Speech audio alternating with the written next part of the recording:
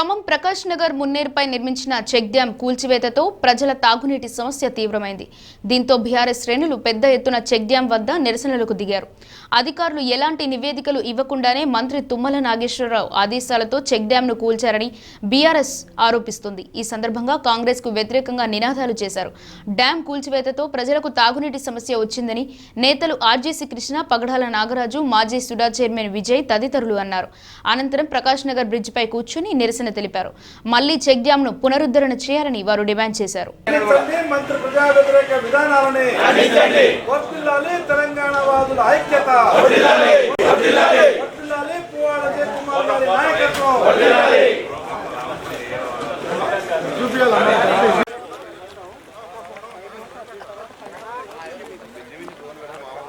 కూల్చివేతను ఖండించండి.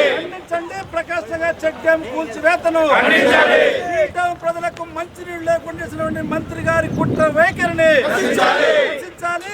స్థానిక మంత్రి కుట్ర వైఖరిని ప్రజా వ్యతిరేక మంత్రి వెంటనే రాజీనామా చేయాలి. ప్రజా వ్యతిరేక మంత్రి వెంటనే రాజీనామా చేయాలి. ప్రజా వ్యతిరేక మంత్రి వెంటనే ఈ టౌన్ ప్రజలకు తాగునీరు కరువు చేసిన మంత్రి వెంటనే రాజీనామా చేయాలి. తిరిగి నిర్మించాలి. మున్నేరు మీద చెక్ డ్యాం వెంటనే రచించాలి. తుమ్మల గారి వండి వైఖరి రచించాలి. కొట్టిన విధానాన్ని వెంటనే కూలగొట్టిన విధానాన్ని వెంటనే దీనివల్లనే మునుగుతా ఉందని చెప్పి కారణాలు చెప్తా ఉన్నారు. ఎన్నడో ఏరొచ్చినప్పుడల్లా వరదలు వస్తూనే ఉంటాయి. ఖమ్మం ప్రజలకు తెలుసు. వాటి అన్నిటినీ 60 సంవత్సరాలు 70 సంవత్సరాలు పాలించినటువంటి కాంగ్రెస్ ప్రభుత్వానికి సోయి లేకపోయినా 10 సంవత్సరాల పాలనలో కేసీఆర్ గారు, ఇక్కడ ఉన్నటువంటి మంత్రిగా పనిచేసినటువంటి పువ్వాడ అజయ్ కుమార్ గారు ఈ ఖమ్మం ప్రజల్ని, ఈ మున్నేరు ప్రవాహిక ప్రాంతం చుట్టుపక్కల ఉన్నటువంటి పేదల్ని కాపాడటం కోసం ఆనాడే 600-700 కోట్ల రూపాయలని మరి వెచ్చించి మున్నేరుకు ఇరువైపులా సీసీ వాళ్ళు నిర్మించాలని నిధులు పట్టుకురావడం జరిగింది. తుమ్మల నాగేశ్వరరావు గారిని ఒక్కటే అడుగుతా ఉన్నాం. పాలేరు నియోజకవర్గంలో ఆనాడు బీఆర్ఎస్ పార్టీలో మీరు మంత్రిగా పనిచేసినప్పుడు 90 లక్షల రూపాయలతోటి మీరు రూరల్ మండలంలో 5 బ్రిడ్జిలు కట్టారు. 5 బ్రిడ్జిలకు కూడా కింద చెక్ డ్యాములు కట్టారు. మరి ఈరోజు ఆ చెక్ డ్యాములు అడ్డం రాలేదా? వరదకి వరద ఏమన్నా ఇటు నుంచి వస్తుందా? పైనుంచే వస్తుందిగా. ఆకేరు, మున్నేరు, అన్నేరులు కలుపుకొని వరద మొత్తం పైనుంచే వస్తూ ఉంది. వరద ఇటు నుంచే రావట్లే.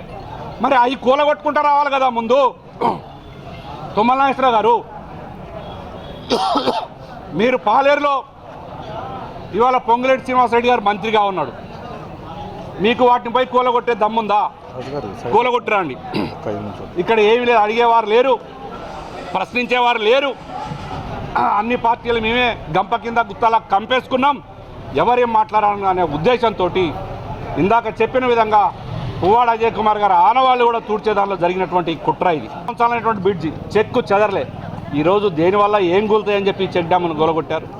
మీ చేతనైతే సకాలంలో సీసీ వాళ్ళ సైడ్ నిర్మాణం చేయండి, ప్రజలకు ఇబ్బందులు లేకుండా చేయండి. అది చేతగాక ఇవాళ తాగునీరు ఇచ్చేటువంటి డ్యాముని 7,50,00,000 ప్రజాధనాన్ని వృధా చేస్తారు. ఇక్కడ ఉన్నటువంటి శిలాపలకం ఏం చేసింది?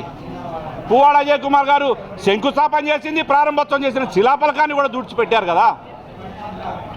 ఆ రోజు ఈ ఫ్లైఓవర్ ఏదైతే ఉందో వరదలు వస్తే అడుగున్నార జరిగింది. ఇది 2009లో మీరు ఎమ్మెల్యేగా ఉన్నప్పుడు మీరు కట్టిన ఫ్లైఓవర్ ఏది? ఆ రోజు పదవీ కాలం అయిపోతూ ఉంది. మళ్ళీ ఎలక్షన్లు వస్తే ఏం జరిగిందో అన్నట్టు ఆలోచన మీద 9 నెలల్లో కాంట్రాక్టర్లను ఉరికిచ్చి మరీ కట్టించిన ఫ్లైఓవర్. ఆ రోజు మీతోటే ఉన్నాం కదా మేము. ఓపెనింగ్ కూడా మీతో పాటే ర్యాలీగా, ఆ రోజు టీడీపీలో ఉండి ర్యాలీగా నడుచుకుంటూ ఉరుకులు తీస్తూ మీ జీప్ ముందు వచ్చినాం మేము. నాణ్యత లేక ఇది కట్టారా? దీన్ని కప్పిపుచ్చుకోవడానికి దాన్ని కూలగొట్టారా?